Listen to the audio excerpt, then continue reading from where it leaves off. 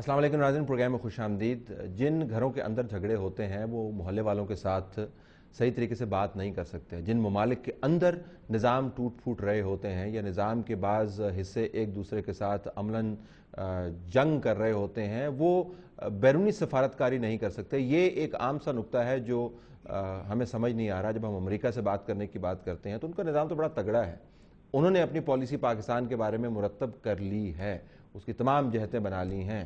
پاکستان ایک پالیسی بنانے کی کوشش کر رہا ہے لیکن اندرونی جھگڑے ہیں کہ ختم نہیں ہو رہے۔ ایک ڈیوائیڈڈ ہاؤس جو ہے کیا امریکہ کے ساتھ بات کر سکتا ہے یا نہیں؟ پروگرام کا موضوع یہ ہے۔ شاہد خاقان عباسی صاحب پاکستان مسلم لیگ نون کی طرف سے، نفیسہ شاہ صاحبہ ممبر قومی اسمبلی پیپلز پارٹی کی طرف سے، اور احمد قریشی تجزیہ نگار ہیں، ان کو بھی ہم نے دعوت دی۔ آپ تینوں کا بہت بہت شکریہ جب آپ نے ہمیں جوائن کیا۔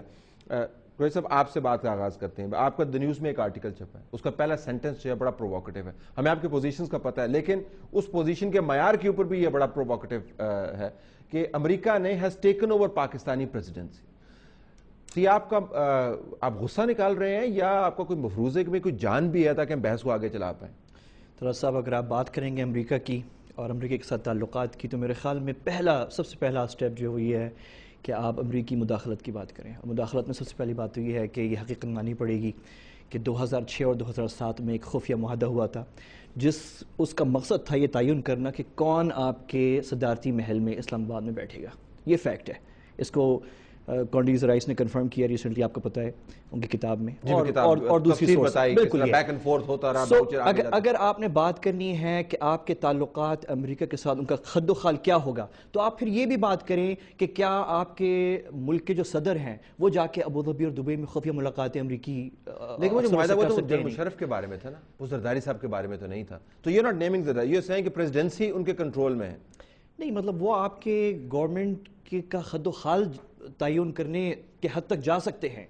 تو آپ تو یہ بہت چھوٹی سی بات ہے کہ کون سا کنٹینر کہاں سے نکلے گا اور کتنا ٹیکس اس پہ لگے گا، یہ تو بہت چھوٹی سی بات ہے۔ آپ پھر بڑی باتوں پہ آئے نا، آپ یہ بھی بات کریں کہ آپ کی جو پارلیمنٹری کمیٹی ہے اس میں ایک صاحب بیٹھے ہیں، ایک سیاستدان، سب کا ہم احترام کرتے ہیں، لیکن ایک پولیٹیشین وہ بھی بیٹھے ہوئے ہیں جو جمہوریت بحال ہونے کے فوراً بعد واشنگٹن گئے تھے اور انہوں نے خود ریکویسٹ کی تھی کہ میری ایک ملاقات کروائی جائے CIA کے اس وقت کے جو ڈائریکٹر تھے، اور وہ ملاقات میرے خیال میں ہوئی بھی تھی اور بہت سے لوگ اس کے گواہ ہیں اور موجود ہیں۔ یہ ہم چھوٹی چھوٹی باتوں میں پڑے ہوئے ہیں، ذرا ڈی پرسنلائز کر کے ہم بات کرتے ہیں امریکن انفلوئنس پاکستان کی سیاست کے اوپر۔ وہ کہتے ہیں جی امریکی ہنس رہے ہوں گے، بعض لوگوں کو ہم نے کہتے ہیں ہنس رہے ہوں گے، یہ کیا پالیسی بنا رہے ہیں؟ پالیسی بن چکی، نظام ہمارے قابو میں ہے، بندے ہم نے لگائے ہوئے ہیں، اسامہ بن لادن ہو یا آپ کی خارجہ پالیسی ہو، وہ سب کچھ ہمارے کنٹرول میں۔ یور ٹیک آن دس؟ دیکھیں، مجھے حیرت ہو رہی ہے کہ اس قسم کے انالیسز آ رہے ہیں اور کس بیسس پر آ رہے ہیں۔ اگر ہم تاریخی پرسپیکٹو دیکھیں تو ڈکٹیٹرشپس آتی ہیں، سیکرٹ معاہدے ہوتے ہیں امریکہ کے ساتھ اور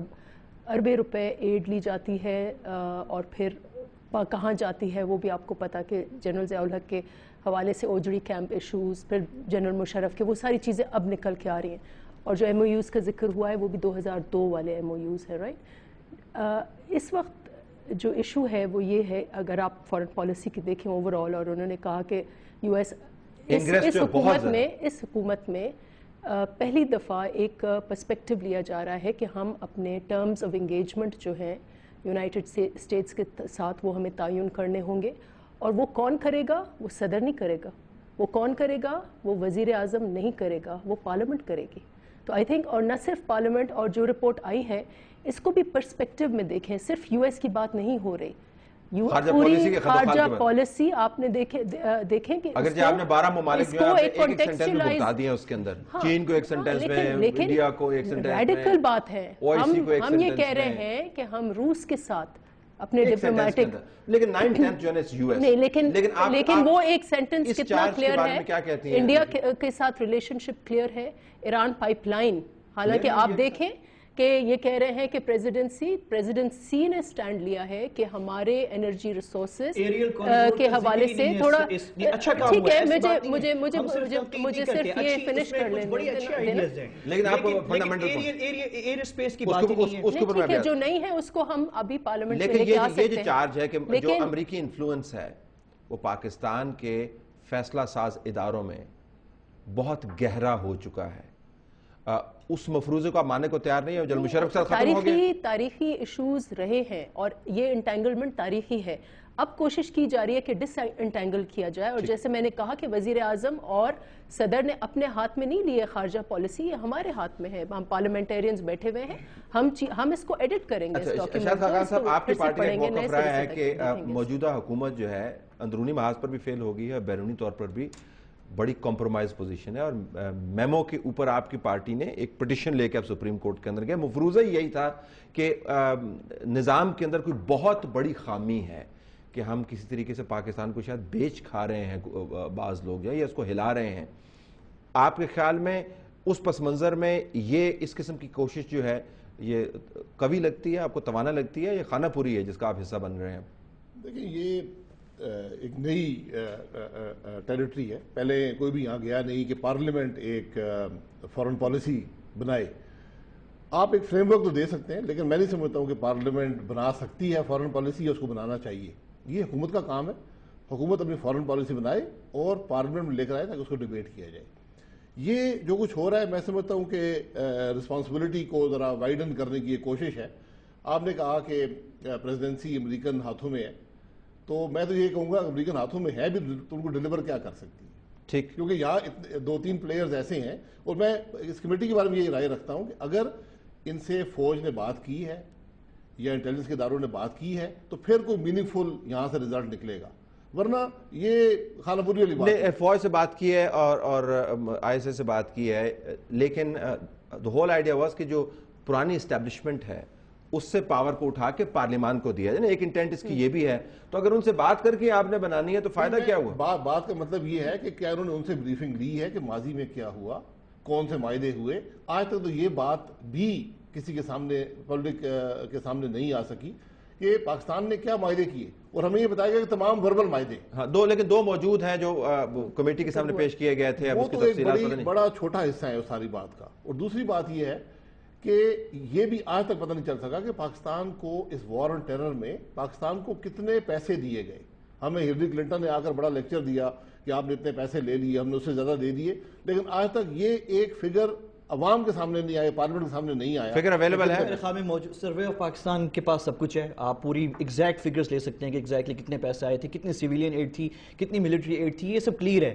اور میرے خیال میں یہ بہت چھوٹے ایشوز ہیں. میرے خیال میں اب بڑے ایشوز میں کیا ہے کہ بڑے ایشوز میں یہ ہے کہ آپ ابھی کنٹینرز اور ان چکروں میں پھنسے ہوئے ہیں. آپ یہ بات کریں اس سے کہ سوئٹزرلینڈ میں ایک دہشت گرد جس کے ہاتھوں رنگ ہیں پاکستانی خون سے, ہمارے بلوچی بھائیوں کے خون سے, دوسرے پاکستانی جو بلوچستان میں ان کے خون سے, اس کو افغانستان سے اٹھا کے انہوں نے سوئٹزرلینڈ جنیوا میں اس کو وہاں اسائلم دلوایا ہے. یہ بات کیوں نہیں کی جاتی ان سے؟ 2009 کے اندر ایک UN کا اہلکار جو کہ امریکی شہری تھا, اسے کڈنیپ کیا تھا BLA نے, ایک دہشت گرد تنظیم ہے. آج تک امریکی اسٹیٹ ڈپارٹمنٹ, وزارت خارجہ ان کی جو ہے اسے دہشت گرد تنظیموں کی لسٹ میں شامل نہیں کرنا چاہتے BLA کو.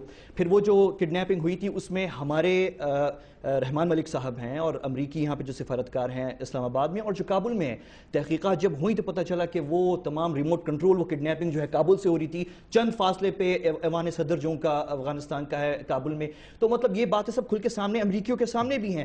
ہم کیوں نہیں اس پارلیمنٹری کمیٹی میں یہ لے کے آتے کہ بھئی امریکی کیوں BLA کو دہشت گرد تنظیم قرار نہیں دیتے؟ دیکھیے پبلک ڈیبیٹ کا یہ حصہ ہے, ہو سکتا ہے اس کے اوپر ہم بڑی بحث کر لیں, لیکن یہ نقطہ نظر جو ہے کہ بہت سے کرٹیکل ایریاز ہیں جو پارلیمان کے ذریعے اٹھائے جا سکتے ہیں اور امریکیوں سے براہ راست بات کی جا سکتی ہے, وہ نہیں کیے گئے. اور اگر کمیٹی میں ہم یہ بھی بات کر رہے ہیں امریکہ کے ساتھ تعلقات کی, تو یہ بھی کریں کہ کیا امریکیوں کو حق ہے, کیا وہ مجاز ہیں کہ وہ چھپ کے ہمارے سیاستدانوں سے ملاقاتیں کریں؟ NW پیٹرسن جب یہاں پہ تھیں تو چھپ کے چک شہزاد کے اندر اور دوسری جگہوں پہ ملاقاتیں کری ہوتی تھی کہ نہیں آپ لوگ جو ہیں صدر کو سپورٹ کریں, حمایت کریں ابھی حکومت کی. کمیٹی کی یہ ان کو پتہ ہے, نہیں یہ پتہ نہیں, یہ اخبار میں آیا تھا, نہیں یہ اخبار میں آیا تھا. اور اخبار میں جو آتا ہے وہ سب سچ ہوتا ہے. نہیں, جن سے ملاقاتیں ہوئی تھی, جن سے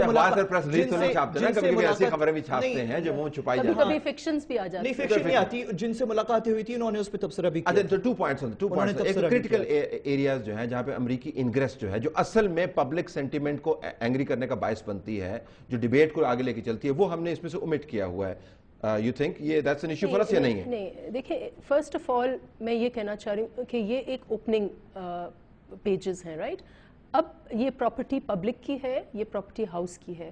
ہاؤس اس پہ ڈیبیٹ کرے گا. ہاؤس میں سینٹ کے ممبران بھی ہیں, نیشنل اسمبلی کے ممبران بھی ہیں, مختلف پارٹیز کے بھی ہیں, اور سب اوپینینز وہ رکھتے ہیں. یہ ساری چیزیں آئیں گی.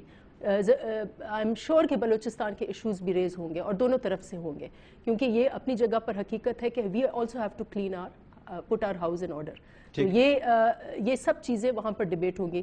میں صرف یہ پوائنٹ کہنا چاہ رہی ہوں کہ وائی آئی تھنک کہ یہ بہت اہم چیز ہو رہی ہے پاکستان کی تاریخ میں, وہ یہ ہے کہ ایک اس کا کانٹینٹ ہے, اور جس کے یہ بات کی اس میں کئی ڈیپ ایشوز بھی ہیں. یہ بھی بات کی گئی ہے کہ نہ پاکستان کا سوئل استعمال ہو, نہ کوئی اور کنٹری کا سوئل پاکستان کے خلاف استعمال ہو. It covers the area that you are talking about. Important thing is کہ ایک کانٹینٹ ہے, ایک پلیز لیٹ می فنش. اچھا مجھے آپ ختم کرنے دیں, امریکی دفتر خارجہ سے کوئی ہمیں تلقین کر رہا ہے کہ آپ کی بھی زمین استعمال نہ ہو, اور مطلب بڑا وہ ایک کمزور سی پوزیشن کہ بھئی ہم بڑے ڈرے ہوئے ہیں, ہم بڑے ڈرے ہوئے ہیں, ہم بھی بڑے سیدھے رہیں گے, آپ بھی سیدھے رہیں پلیز. ہم ایک اپولوجیٹک ٹون ہے. break into a conversation that doesn't mean کہ you have a stronger point. Let me finish my point. یہ ہے کہ پروسیس بھی ہے اور کانٹینٹ بھی ہے. میرے نظر میں اس وقت جو میرے لیے اہم ہے ایز اے پارلیمنٹیرین وہ پروسیس ہے, کہ اس پروسیس سے نکل کر میرے نزدیک وہ جو 400-500 ہمارے جو ممبران ہیں ان کی کلیکٹیو وزڈم, کیونکہ ہمارے پیچھے لوگ ہیں, ہماری جو کلیکٹیو وزڈم ہوگی وہ اس کو فائن ٹیون کرے گی ڈاکیومنٹ کو, اس لیے پروسیس زیادہ اہم ہے. اچھی کلیکٹیو وزڈم پہ رہے گا. ہم ذرا بریک کے بعد واپس آتے ہیں. کلیکٹیو وزڈم کے تحت جو ایشوز طے ہوئے تھے, ہم بہت ساری 2 بڑی ریزولوشنز کی بات کریں گے جو پارلیمان کے ذریعے ہی نکلیں, اور ریزولوشنز نکلی نہیں تو امریکہ نے اس کے بخیے ادھیڑ کے رکھ دیے. تو اس کلیکٹیو وزڈم کا جو حال واشنگٹن کے اندر ہوتا رہا ہے وہ ذہن میں رکھتے ہوئے آپ کے پاس آئیں گے. بریک کے بعد ناظرین جب ہم بات کر رہے ہوں گے دیکھیں گے جو سیاسی انفلوئنس ہے امریکہ کا وہ حقیقت ہے یا فسانہ ہے. Stay tuned.